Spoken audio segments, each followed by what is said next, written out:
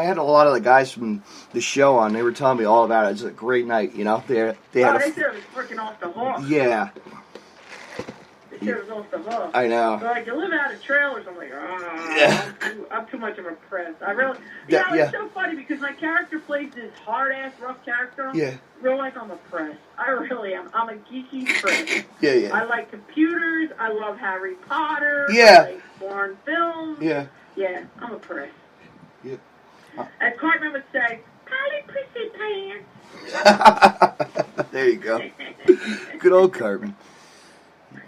Gotta love the South Park. Always have to love South Park. Yeah, you do. You do. Just a hanky to Christmas, too. Yeah. I like Callie. Wanna get high? I'm like, that's like a wrestling locker room. Wanna get high? Somebody needs a T-shirt just to wear that one night, for the heck of it, you know?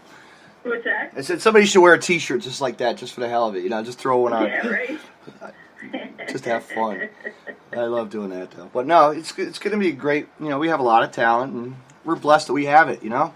We get... Yeah, it's true. That really is true. There's a lot of good talent in the area and stuff like that. And I like to see when they get recognized and they develop and they grow. You know, that's always good. That's always good. It's just like Dave and Jake Chris just went to Japan, or Dave went over to Japan and did a show, you know, for the OI4K, you know.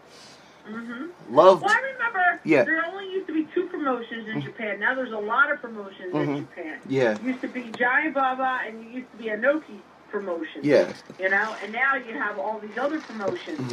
So there's more opportunity for people to wrestle over in Japan. I'd like to go sometime. Bucket list. I'm just curious if they are as strict as when I went over, because when I went over, so you have to understand that when I went over, you were an alternate. You started out as an alternate. You also worked on the ring crew and stuff like that when you were an alternate. That was in case if somebody got hurt or sick or something, they had somebody to back them up. Right. But you had to earn your spot. Like, you always earned. Yeah. Like, when I wrestled, you always earned. Like, you never got booked because your boyfriend was on the show. No. You got booked because you were going to put asses in the seat. Yeah. Now it just seems like a lot of girls are hooking up with guys and I'm going to book so-and-so and his girlfriend. You know, I got them covered. She's coming anyway. I'll just book them. And sometimes it works out good and sometimes it works out bad. Especially when they're fighting backstage. You're like, really? You fucking can't, like, hold it together until you get in the car. Yeah. So, you know, I get so annoyed because I come from I came from Murdoch. Murdoch was very respectful, very disciplined, pecking order type of mentality. Yeah. Like, you know, just because you were on the show didn't mean you were on the same fucking level as the main event. Yeah. Some people will argue with that. And what I say is, as human beings, we should all be treated with the utmost respect. But whether it's in a job, okay, or whether it's on a wrestling card, there is a pecking order. There is a seniority there, and we need to respect that seniority. And that's what people don't seem to get anymore. It's more like, I'm a wrestler, I'm entitled to. No, fuckface, you got to earn that fucking spot. Okay? Just because you've been wrestling for a year and you wrestled a couple of people, it doesn't mean you're a great wrestler. No. I know people that have wrestled that say they've been in the business for 20-some, 30-some years, and they're the drizzling shit, and they might have one match every 3 fucking months. Yeah, they mark it out. Yeah, like when I worked the Indies, I wrestled Friday night, 2 shows on Saturday, 2 shows on Sundays. And sometimes I would work a Monday, or sometimes I would work a Thursday or a Wednesday or a Tuesday. Yeah. So I would always, you know, like I would save my vacation time up for like tours and those special big paydays and stuff. But if you weren't gonna make it worth my while, I wasn't going. And people would say, well, why? Because it's not worth the trip. I'm not driving 5 hours for $20. Yeah. And people like experience. I have experience, fuckers. I worked for fucking Jerry Lawler. I managed fucking Eddie Gilbert. I trained with Dick Murdoch. Are you kidding me? Yeah. You know, I'm not Joe Shit the Rag Man that just woke up one day and said, hey, I'm going to be a wrestler. I'm going to drive 20 miles just to go to, you know. You know, and then when I used to do the overseas tours and stuff, they paid you. They paid your airfare. They paid your hotel. You didn't fly yourself out. No. You didn't pay for your hotel. the promotion paid for it. Now these guys are so desperate. A lot of them they say, scam you. I'll pay my airfare. Yes, or I'll pay my yes. stuff, and you don't know what you're getting yourself into. No, just a scam. You know. It's just so different. You know. It is. Like, but I always try to tell people there's a pecking order. Mm-hmm. You know, I have to honestly say, like, I see DJs.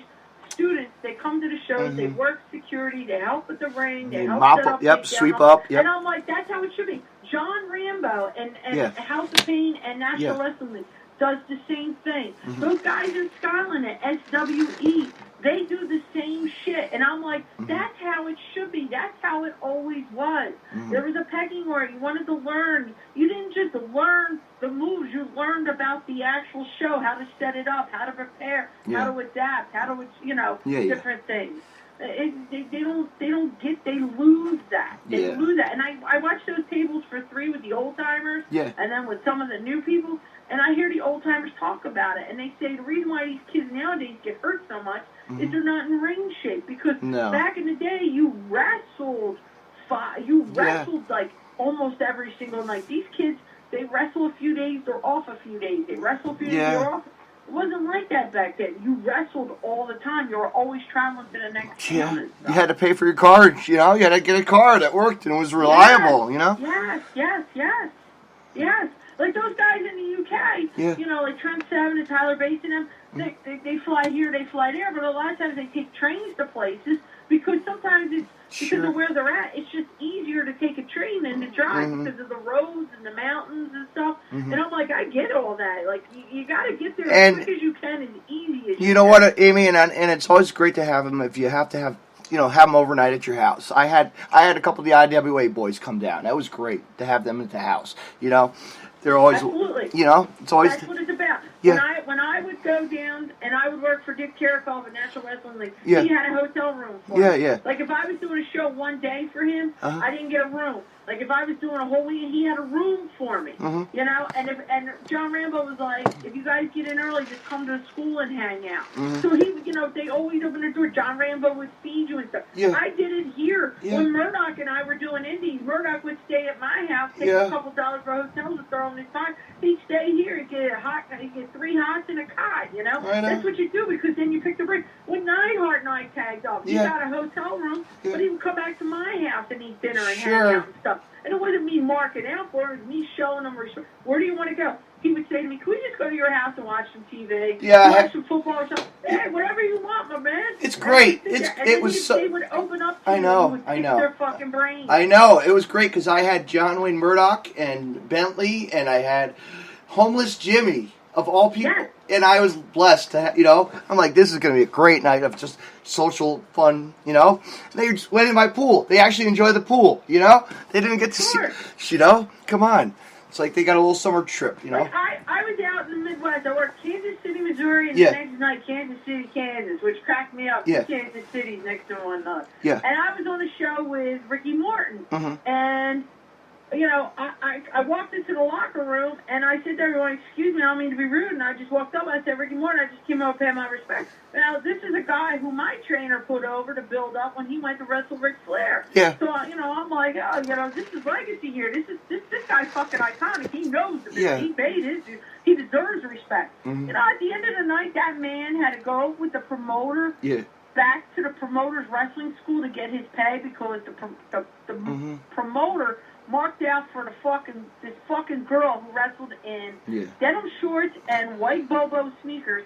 He gave her fucking $300, and the bitch ain't even been in the business 6 months. Because he was a mark who inherited money. He had nicer gear than me and Ricky Morton. And Ricky Morton said to me, only other person that had wrestling boots on besides you and I was the promoter, and they were nicer than both ours. I know. I turned around at the end of the night. He goes to get his money. I said to him, you go with that fucking promoter. I'll be in the car behind you. And I went there, and I said, the guy's like, I don't know the lock of the safe and all. And I said to the guy, I'm going to tell you right now, you better fucking open that safe and get Ricky Morton his money, because if not, this fucking chair's going through the window. And I'm going to let everybody know what a fucking thief you are. So all of a sudden, it opens and all. So then Ricky leaves with me, and then the guy who picked me up at the airport, our driver, and I said, we want to get something to eat. He goes, this was cracking me up. He goes, he's like, you want something nice to eat? And I'm like, yeah. And he goes, oh, we just got a real nice restaurant that opened. I go, yeah, what is it called? He goes, Papa John's. I go, Papa John's? Papa Shit, oh, yes. you're talking for a woman that's in fucking New York. You're Yeah. Philly and Jersey. I know. Cheesesteaks and fucking pizza and wings and shit. I looked at him. He's like, oh, I'm sorry, man. I forgot who I'm talking to.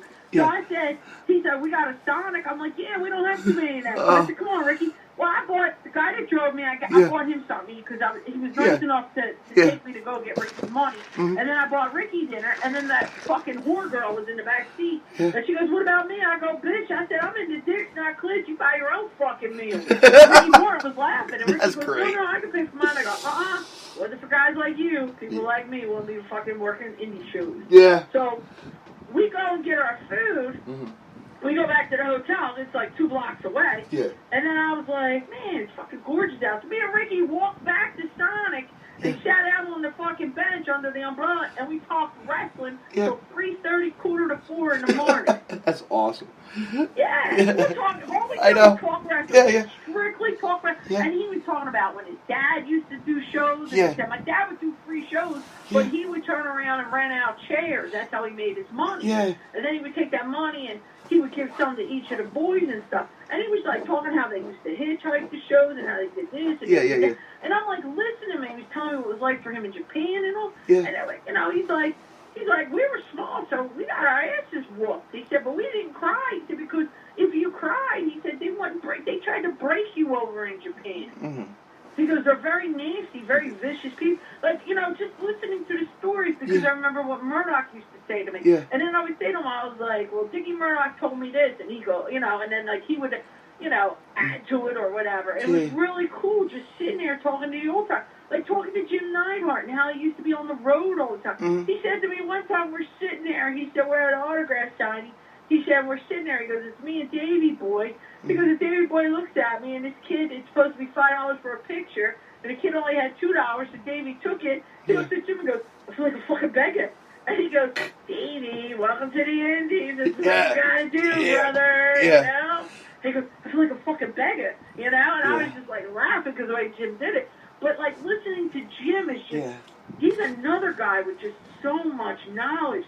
And I'm like, when I saw that they used the training facilities, WWE used Ricky Morton and Bobby, and, you know, Robert Gibbons down there to teach tag team, and I'm like, you couldn't ask for fucking better guys.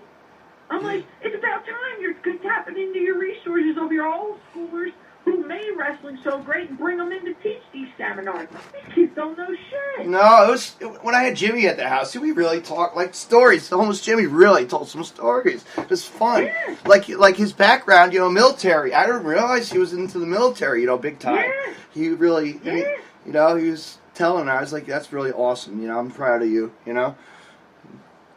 Yeah, it's pretty cool. It's like really cool to pick their brains. And also, like Captain Lou, when I worked for NWS, Captain Lou was my manager. Yes. And I would, like, pick his brains all the time. And Johnny Valiant, and Iron Sheik, and Nikolai Sheiky wound up booking himself on a women's extreme show in Atlanta. He wanted to be my manager. He went around telling everybody I was his niece. Oh, that's so funny. I was like, we don't know the fuck I look like. I'm blonde and fair hair. You're dark and Iranian, you prick. Yeah. I said, I'm going to get fucking bombed. Oh, I always love Danny. Always like Danny's fucking always get on the Sheik, you know? Danny D'Amato. Yeah. You know, those days when he used to do that to him. Really got on him. It was always great. Always our old promos and fun stuff we used to know. You know, it was great. It's good stuff that we knew, you know? People really never, you know? Exactly. Yeah. And I just think, because these kids, they think nothing past, who's the greatest? When somebody says fucking John Cena, I just want to punch him in the face. I'm like, no. Let me explain something to you. Before you had All-American Cena, you had All-American fucking Bob Backlund, you prick. Yeah, I know. Or Bob, you know, Bob Orton. Come on, you know? Yeah, when I saw him sitting ringside with all the old timers, because they were inducted in the Hall of Fame out there, I popped huge. I'm like, oh my god! He's gonna be. Did you see? Oh my god! I'm like, this guy's here. That guy's He's gonna be he's gonna be at the Englishtown Funkenstein. He'll be there.